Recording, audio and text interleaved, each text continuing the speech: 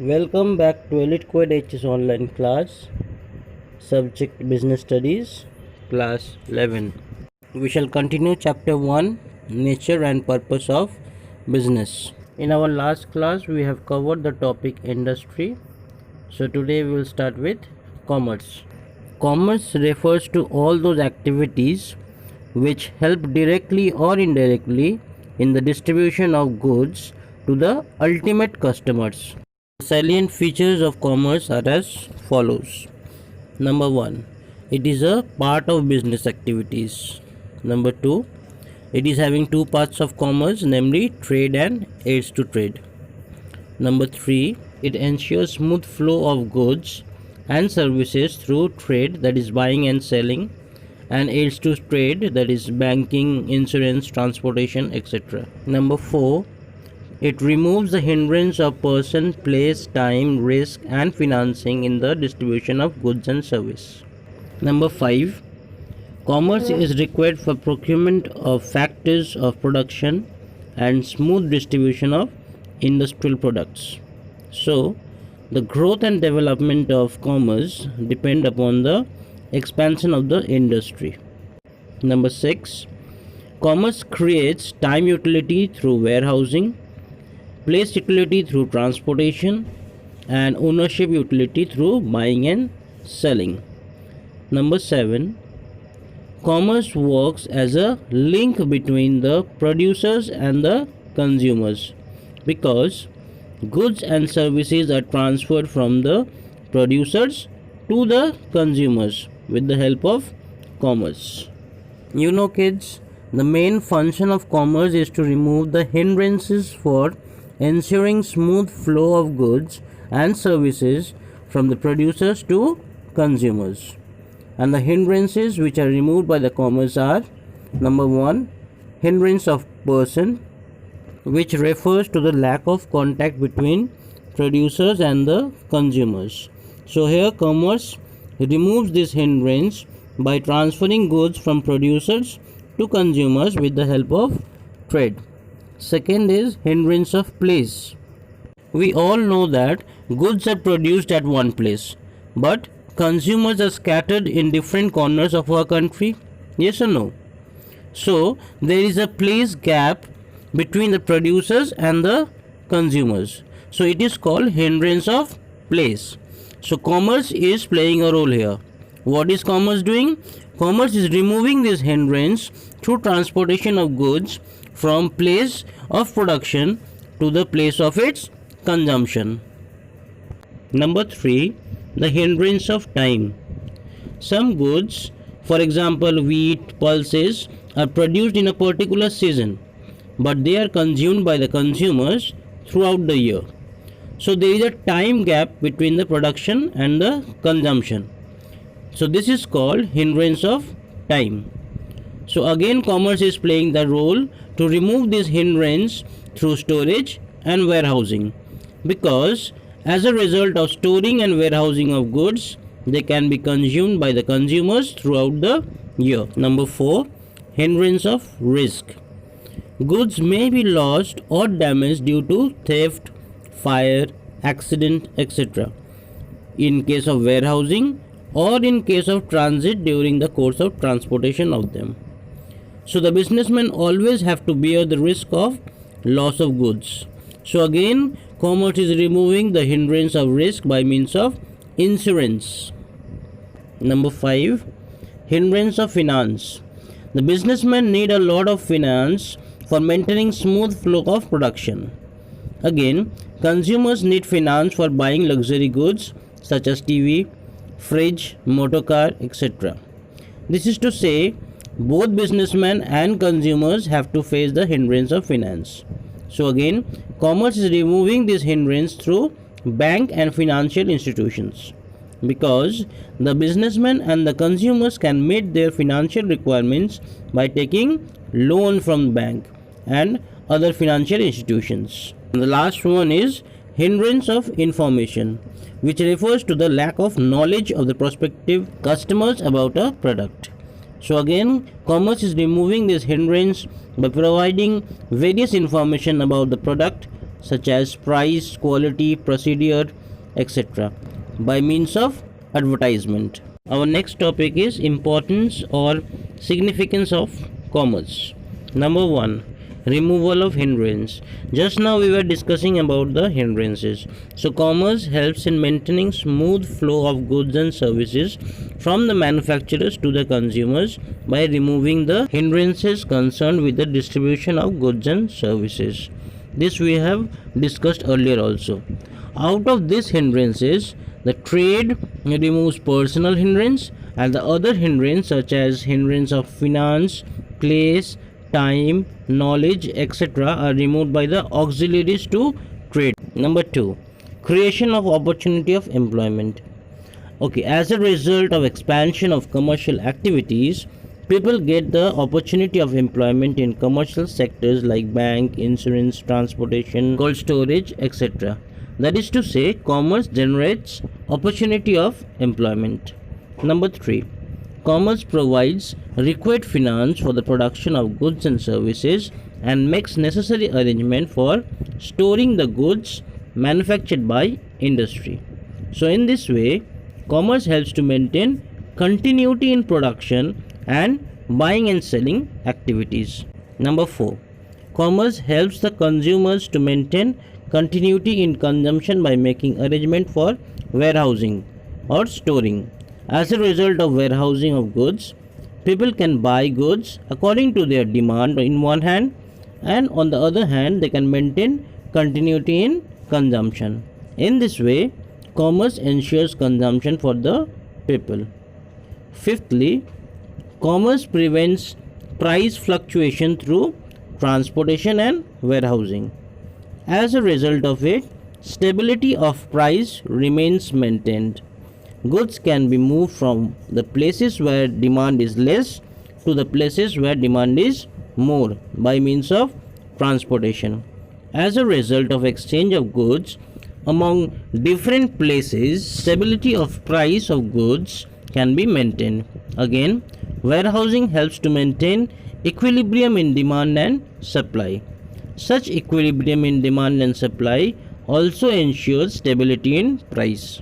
Lastly, insurance reduces the risk of loss due to accident. If stock is lost by an accident, the businessman will be indemnified properly by the insurance company. So, businessman can concentrate to carry on the work of production without any anxiety. Thus, it can be said that commerce provides mental peace to the businessman by means of insurance. Next, we will move on to the subdivisions of commerce, that are trade and auxiliaries to trade. You can see in the chart, trade can be classified in two groups, namely domestic trade or internal trade and foreign trade. The domestic trade can be further classified into two groups, that are wholesale trade and retail trade. On the other hand, the foreign trade can be classified into three categories. Number 1, import, number 2, export, and number 3, re-export trade. Now, auxiliaries to trade may be classified into 5 categories, namely transportation, warehousing, banking, insurance, and advertisement. Okay, now let's discuss in details. First, we'll start with trade. What is trade?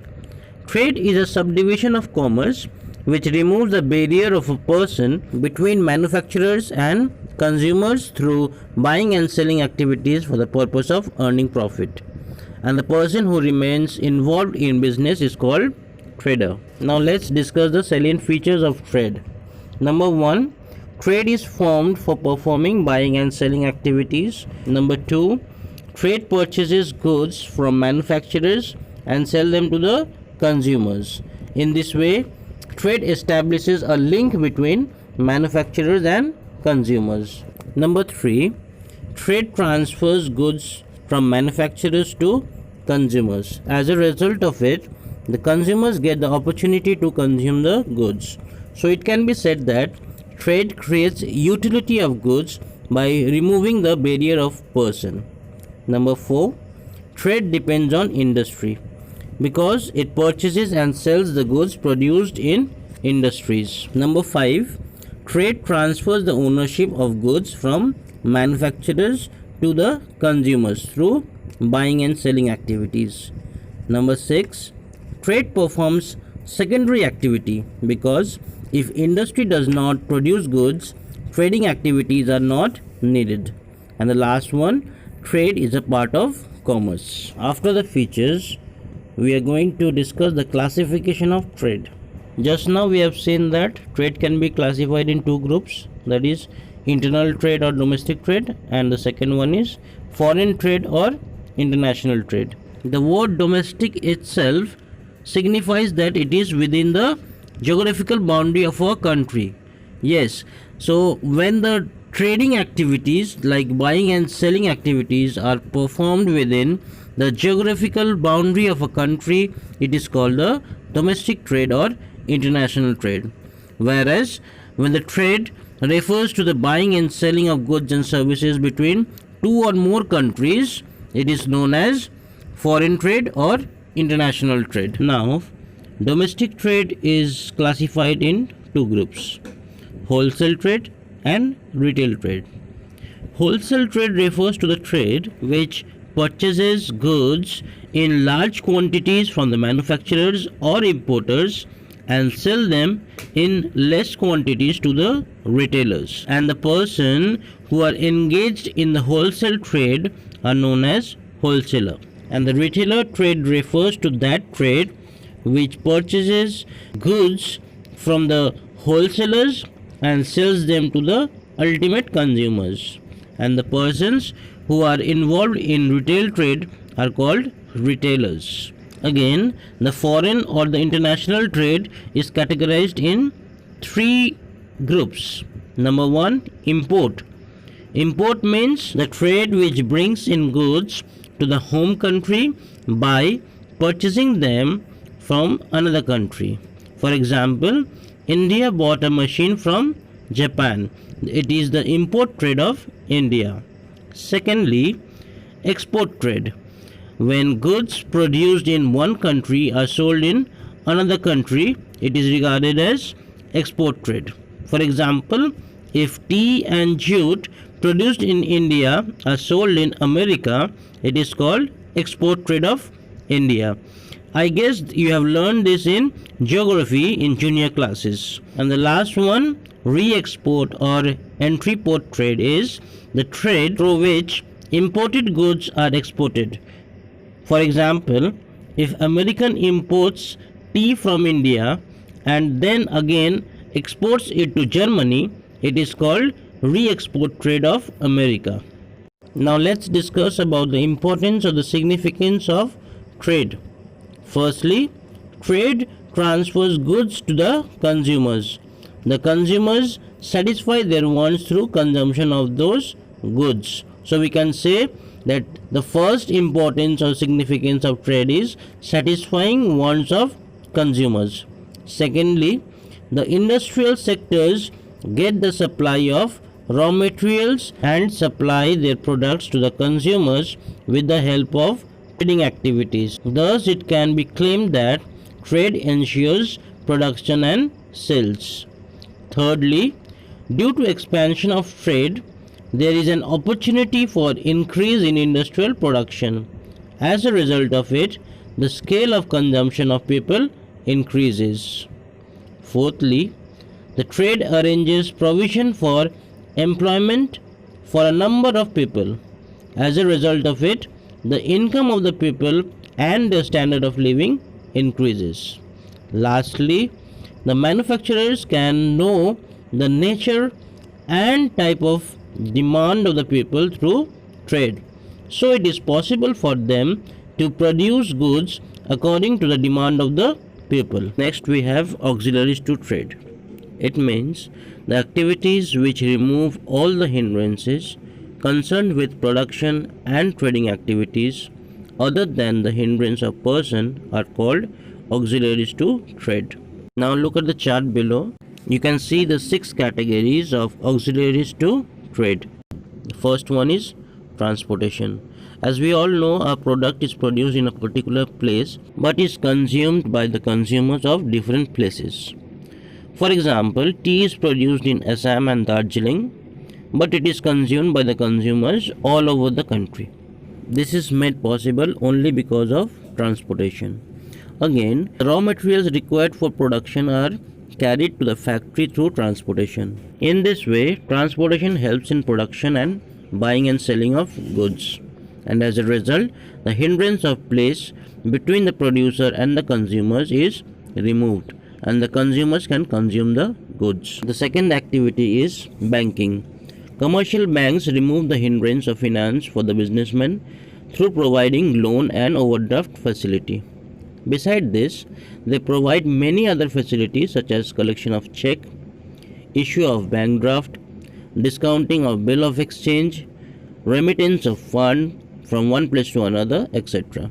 In this way, commercial banks help the businessman in production and buying and selling of goods. Number 3. Insurance. Goods may be lost or damaged due to theft, fire, accident, etc. in warehouse or in transit during the course of transportation of them. So businessmen always have to bear the risk of loss of goods. I have discussed this earlier also. Again, workers may be injured or died due to accident during the working hour. So businessmen have to bear the risk of such accidents too. Now, they can reduce the burden of all these risks through taking the insurance policy. In order to take insurance policy, they have to pay a nominal amount as insurance premium. If an accident takes place, they can recover the amount of loss or damage from the insurance premium. Our fourth activity is advertisement. If a manufacturer cannot inform the potential consumers regarding the price, quality, and the using procedure of the product produced by him, it is quite difficult for him to sell his product. That is to say, there is a hindrance of information in the case of selling of product. So, advertising plays a great role here. It removes this hindrance because manufacturers can convey various information about their product among the potential consumers and can induce them to buy the product. So it can be said that advertising helps the manufacturers to sell their products through removal of hindrance of information. Fifthly, warehousing. There are some products, for example wheat, pulses, potatoes, etc., which are produced in a particular season of the year, but they are consumed by the consumers throughout the year. So there is a time gap between production and consumption. It is called hindrance of time. This is also discussed in previous slides. To be more specific, warehousing removes this hindrance of time through storing the product during season of production, because as a result of storing the products, the consumer can consume them throughout the year. Lastly, communication. It refers to exchange of information. It establishes a link between producers, traders, and consumers and helps them to exchange information with one another. Such exchange of information helps the businessman to take decisions relating to conduct the business. As a means of communication, telephone, mobile phone, email, internet, fax, etc., this all can remove the hindrance of information in the business. I guess the video was informative. If you face any doubt, please feel free to ask in the comment box given below. Thank you.